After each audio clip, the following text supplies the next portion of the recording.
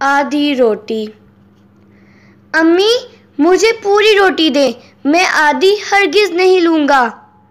5 سالہ ننھا ابو بکر اپنی امی جان سے ضد لگا کر بیٹھ گیا۔ بیٹا آپ پہلے یہ ختم کر لیں، پھر مزید بھی دوں گی۔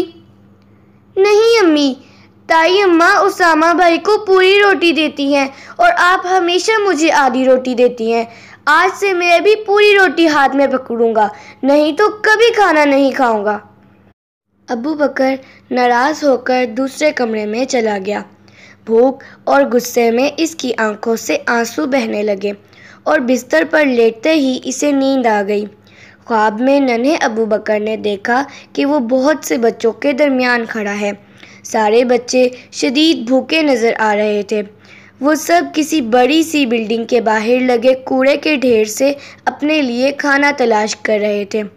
کھانے کے خالی ڈبوں میں بچے کچے چاول اور روٹیوں کے ٹکڑے نکال کر کھا بھی رہے تھے اور اپنے گھر والوں کے لیے شاپروں میں اکٹھے بھی کر رہے تھے۔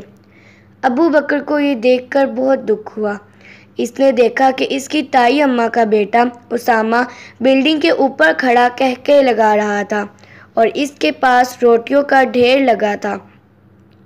وہ ہر روٹی کو دانتوں سے نوچ کر ایک نوالا کھاتا اور باقی روٹی نیچے پھینک کر پھر قہقہا لگاتا۔ اسامہ نیچے کھڑے بچوں کو روٹیوں پر چپٹتا دیکھ کر خوش ہو رہا تھا۔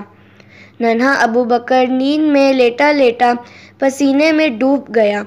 وہ چلا چلا کر کہہ رہا تھا، اسامہ بھائی روٹی کی عزت کرو، اسامہ بھائی روٹی کی عزت کرو۔ ابو بکر، بیٹا ابو بکر اٹھو بیٹا، پنکھا بھی نہیں چلایا اور یوں نیند میں کیا آوازیں لگا رہے ہو؟ خالی پیٹ غصے میں سو جانے سے یوں ہی پریشان خواب آتے ہیں بیٹا۔ امی جان نے ابو بکر کو اٹھایا تو وہ امی جان کے گلے لگ گیا۔ امی جان میں اب آپ کو کبھی آدھی روٹی دینے پر تنگ نہیں کروں گا۔ امی جان مجھے پتہ لگ گیا ہے کہ آپ صحیح کہتی ہیں کہ روٹی کی عزت کرنی چاہیے، ایک نوالے کو بھی ضائع نہیں کرنا چاہیے۔ اسامہ بھائی آدھی روٹی کھا کر آدھی واپس پھینک دیتے ہیں، میں ایسا کبھی نہیں کروں گا۔ ماشاءاللہ میرا بیٹا بہت سمجھدار ہے۔ اپنی امی جان کی بات کو سمجھ گیا۔ اور بیٹا آپ کو پتہ ہے کہ یہ پیاری بات ہمیں کس نے بتائی؟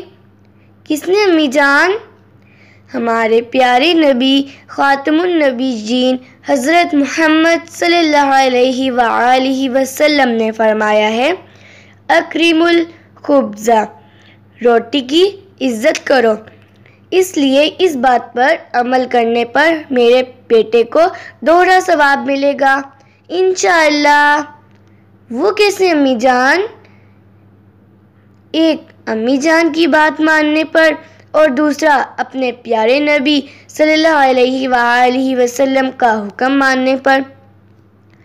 لیکن امی جان میں اس سے بھی زیادہ ثواب حاصل کر سکتا ہوں۔ ہیں؟ وہ کیسے بیٹا؟ ہاں امی جان کو بھی بھول گیا۔ اپنے بھائی اسامہ کو بھی یہ پیاری حدیث مبارکہ یاد کروا کر۔ ارے واہ ماشاءاللہ، میرا بیٹا تو واقعی بہت سمجھدار ہو گیا ہے۔